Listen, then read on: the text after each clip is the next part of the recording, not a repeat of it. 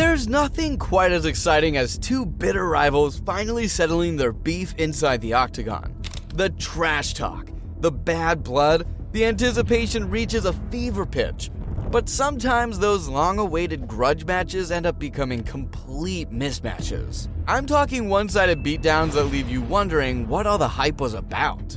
In this video, we'll be breaking down the most heated MMA rivalries that produced completely lopsided fights. Get ready for some serious ownage as we take a look at what happens when one fighter is clearly levels above the other, rivalry or not. Let's get started. Kicking off the list is one of the most legendary loudmouths in MMA, Stockton's own Nick Diaz. No stranger to speaking his mind and offending, Diaz made it his personal mission to verbally assault GSP any chance he could get. Over a span of years, Diaz called the long-reigning welterweight champion every name in the book of shithousery, taunted him as a paper champ who was spoon-fed easy fights, accused him straight up of being on steroids, questioned if George even had the heart and grit to be in a real fight. Every personal insult and slanderous accusation you can imagine, Diaz unleashed. He was relentless. By UFC 158's heated press conference, tensions hit their boiling point. Diaz accused GSP's nice guy image as manufactured nonsense, saying the champ and Dana White were just selling wolf tickets to idiot fans. George Stormpierre had heard enough. When fight night came, he implemented one of the most vicious, ruthless game plans of his career to overwhelm and punish Diaz. Over 5 excruciating rounds, GSP used explosive shot takedowns and relentless ground strikes to steamroll his loudmouth challenger. Diaz couldn't deal with St. Pierre's pace, athleticism, and submissions. By the final bell, his face was swollen and bruised almost beyond recognition. All Nick's bluster and verbal attacks meant nothing as George battered him from pillar to post. The one-sided thrashing proved Diaz was sadly all talk compared to the future Hall of Famer. Mystic Mac's ascension to featherweight title contention brought the smack talk to stratospheric levels against long-standing 145-pound king Jose Aldo. McGregor shredded the feared Brazilian at every turn, called him a paper champ sheltered from challenges, insulted him as an over-emotional little child for canceling fights, mocked his favela origins, and questioned if Aldo was even at his level. Tensions exploded at one press event when Conor swiped Jose's belt and held it hostage, parading around to enrage Aldo as the two were separated by security. The Irish phenom's mental warfare had gotten completely under Aldo's skin. With historic levels of hype behind UFC 194's showdown, many wondered if Conor's mouth had written a check his skills couldn't cash against the featherweight GOAT. They'd barely touched gloves when a McGregor cross sent Aldo crashing face first to the canvas, KO'd in just 13 seconds. The Brazilian legend in his 7-year reign got shattered thanks to Mystic Mac making good on his big words. The loudmouth from Dublin couldn't have predicted a quicker path to gold.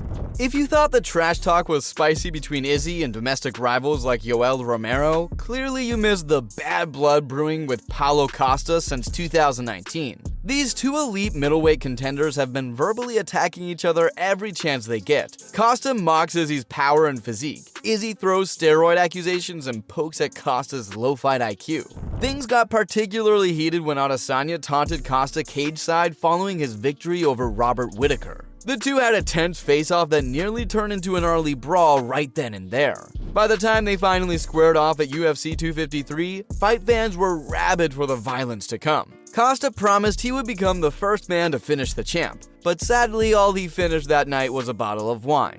Allegedly. Despite towering over his rival with bullying size and power, Paulo shockingly landed only 20 strikes the entire fight. Izzy methodically picked apart the overmatched challenger until a bomb straight left collapsed Costa for good. Considering how much lip service Costa talked about leading up, fans expected a far more competitive title clash. But the self-proclaimed human wine bottle turned out to be more hype than anything against the undisputed king.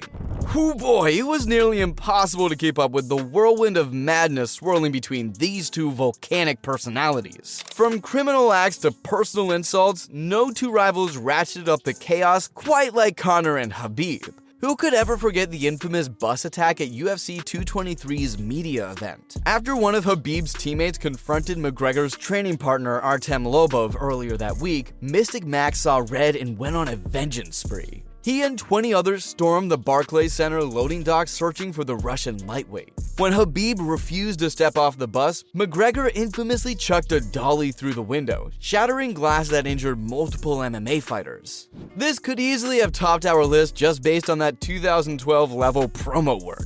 But we haven't even gotten to fight week for UFC 229. After tasting defeat to Floyd Mayweather, Conor turned his trash talk talents back on the undefeated Nurmagomedov. He attacked his religion, his father, and even his Dagestani heritage, called him a coward and a glass-jawed rat afraid to take risks. After all the race-charged insults and death threats, we expected nothing less than a bloodbath. But despite all his fighting words, the Irishman became just another victim on Khabib's perfect record.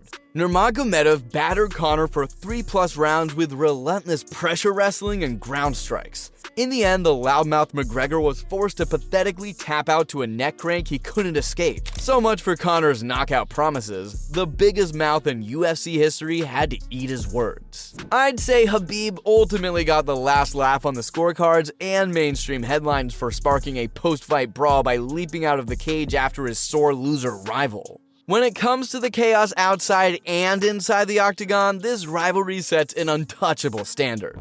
Bad Blood doesn't even begin covering the pure hatred boiling between these heated rivals since 2004. Back when Evans and teammate Hector Ramirez fought in a smaller promotion, Rampage was furious that Rashad taunted his injured buddy en route to a decision win. Jackson vowed revenge, despising Evans with a passion most rivalries don't reach. The hostility was palpable when they coached against each other on TUF, nearly erupting into fights on multiple occasions. But despite promising to make Evans pay for disrespecting his friend years ago, Rampage couldn't cash those checks when fight night came at UFC 114. Sugar Rashad used pinpoint footwork, speed, and wrestling to keep Jackson struggling. In the end, Evans cruised his way to a unanimous decision victory made even sweeter by the years-long bad blood. Rampage barely landed anything significant while getting repeatedly pressed against the cage and outmaneuvered by his rival. Afterwards, Jackson had few excuses to justify such a passive performance against someone he genuinely wanted to hurt. Talk about an anticlimactic ending.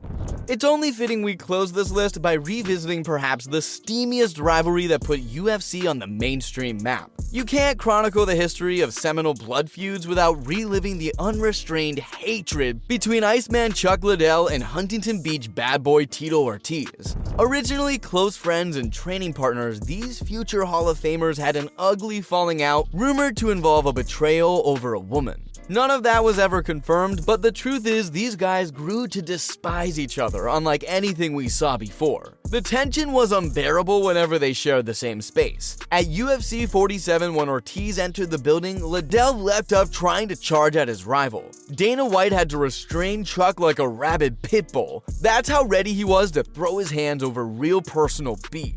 Ortiz was a long-reigning UFC light heavyweight champ, but continually dodged Liddell knowing how dangerous he was. But with both their careers fading fast, there was no avoiding the collision course any longer at UFC 66. This was years of bottled-up hatred finally exploding. Chuck punished Ortiz relentlessly with his signature looping bombs while Tito had little offense to offer.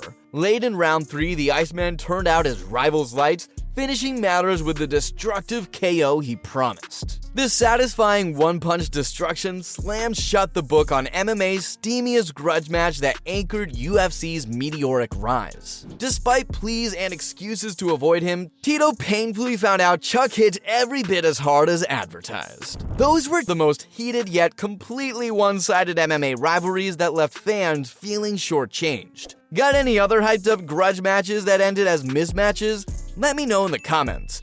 Be sure to like and subscribe for more MMA content. Catch you later.